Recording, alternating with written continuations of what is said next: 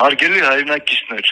հույսով եմ մասամբ տեղյակ եք։ Բաքվի վերաքննիչ դատարանում շարունակվում է Հայաստանի Հանրապետության 15 քաղաքացիների նկատմամբ վերաքննիչ բողոքի հիման վրա դատական գործընթացը։ Նշեմ, որ այդ դատական գործընթացը ուղղված չէ միայն այս 15 հոգու դեմ, այլ հայ ժողովրդի անցյալի եւ ներկայի դեմ է, քանի որ ըստ մեղադրանքի եւ դատավճիռի այն սկսվում է անցյալ դարի սկզբներից։ Իհարկե, այս բոլոր շինծու եւ կեղծ առաջ քաշված մեղադրանքների մասով ես եւ իմ գործընկերները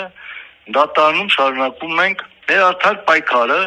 չթույլատրելով նվաստացնել մեր իրավունքները, ինչպես նաեւ հայ ժողովրդի եւ հայոց պետականության։ Այս պահին խոսքս ուղղում եմ Հայաստանի Հանրապետության քաղաքացի Նիկոլ Վովայի Փաշինյանին, մեզ առաջադրված կեղծ մեղադրանքներից մեկի համաձայն այս երկրի քրեական օրենսգրքի 100.1, 100.2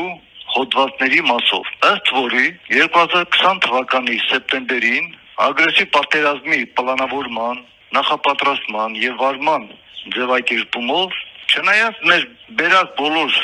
աներկելի ապացույցները եւ փաստերը, դրանից բացի այն տեղի է ունեցել միջազգային հանրության բաց տեսադաշտում, բայց եւ այնպես, քանի որ դուք եղել եք Հայաստանի Հանրապետության այս ժամանակ վարչապետը